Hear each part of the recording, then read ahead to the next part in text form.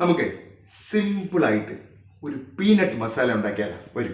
ഇതിലേക്ക് വേണ്ടി എടുത്തിട്ടിരിക്കുന്നത് 1 കപ്പ് തോട് കളഞ്ഞ കപ്പലണ്ടി, മാതള 1 കപ്പ്, കുരുമുളക് ആവശ്യത്തിന് കുരുമുളക്, മല്ലിയില, സവാള, പച്ചമുളക്, ടൊമാറ്റോ, ക്യാരറ്റ്, നാരങ്ങ, കുക്കുംബർ, പിന്നെ ക്രിപ്സി ആവാൻ വേണ്ടിയിട്ട് കുറച്ച് ലേസ്. നമുക്ക് ഉള്ളിയെ നമുക്കതിലേക്ക് വേണ്ടി അരിഞ്ഞു മാറ്റാം. അത് ഉള്ളി നന്നായിട്ട് ഇതുപോലെ കട്ട് ചെയ്തെടുക്കുക.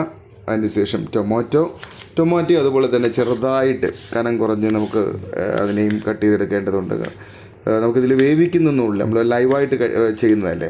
പിന്നെ ക്യാരറ്റിനെ അതുപോലെ തന്നെ നമുക്ക് ചെറുതായിട്ട് സ്ലൈസ് ചെയ്ത് അതിനെയും ഇതുപോലെ ചെറുതായിട്ട് നുറുങ്ങുക. പിന്നെ പച്ചമുളക് 2 എടുത്തിട്ടുള്ളൂ. പിന്നെ നമുക്ക് വേണ്ടത് കുക്കുംബറും അതുപോലെ തന്നെ നമുക്ക് ചെറുതായിട്ട് കട്ട് ചെയ്ത് നമ്മൾ എങ്ങനെയാണോ ക്യാരറ്റ് കട്ട് ചെയ്ത് അതുപോലെ ചെറുതായിട്ട് കട്ട് ചെയ്യുക. പിന്നെ നമ്മുടെ നാരങ്ങ അതിൻ്റെ അകത്തുള്ള അരി കളയണം, എന്നിട്ട് അത് വയ്ക്കുക. പിന്നെ നമ്മൾ ആവശ്യത്തിന് മല്ലിയില എടുത്തിട്ടുണ്ട്. ഇനി നോക്കാം സിമ്പിളായിട്ട്. ഉള്ളി നമ്മൾ കട്ട് ചെയ്ത് വെച്ചാൽ ഉള്ളി അതിലേക്ക് ഇട്ടു.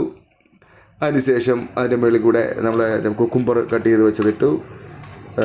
അതിനുശേഷം പച്ചമുളക് കട്ട് ചെയ്തതിലോട്ട് ഇട്ടു. പിന്നെ ക്യാരറ്റ് അതിലേക്ക് ഇടുക. പിന്നെ ടൊമാറ്റോ അതിലേക്ക് നമ്മൾ ഇട്ടിട്ടുണ്ട്. പിന്നെ നാരങ്ങ അതിനകത്തുള്ള കുരു കളഞ്ഞിട്ട് അതിനെയും അതിൻ്റെ ചാറ് ഒഴിക്കുക.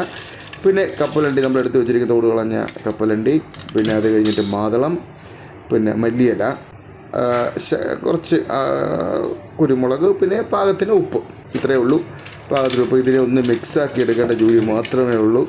മിക്സാക്കുക. പിന്നെ ഞാൻ വെച്ചിരിക്കുന്ന ലേസിനെ ഒരു ക്രിപ്സിക്ക് വേണ്ടിയിട്ട് ഞാനൊന്ന് അതിൻ്റെ മേളിൽ കൂടെ പൊടിച്ചിടുന്നുണ്ട്. ഇത്രയേ ഉള്ളൂ. ഇനി എല്ലാം കൂടെ ചേർത്തിട്ട് ഒന്ന് നന്നായിട്ട് മിക്സാക്കുക. നല്ല ഒരു ടേസ്റ്റുള്ള ഒരു പീനട്ട് മസാലയാണ്. വളരെ സിമ്പിളാണ്. എല്ലാവരും അത് വീട്ടിൽ ട്രൈ ചെയ്യണം. നല്ല ടേസ്റ്റുള്ളൊരു പീനട്ട് മസാലയാണ്. Okay, thank you.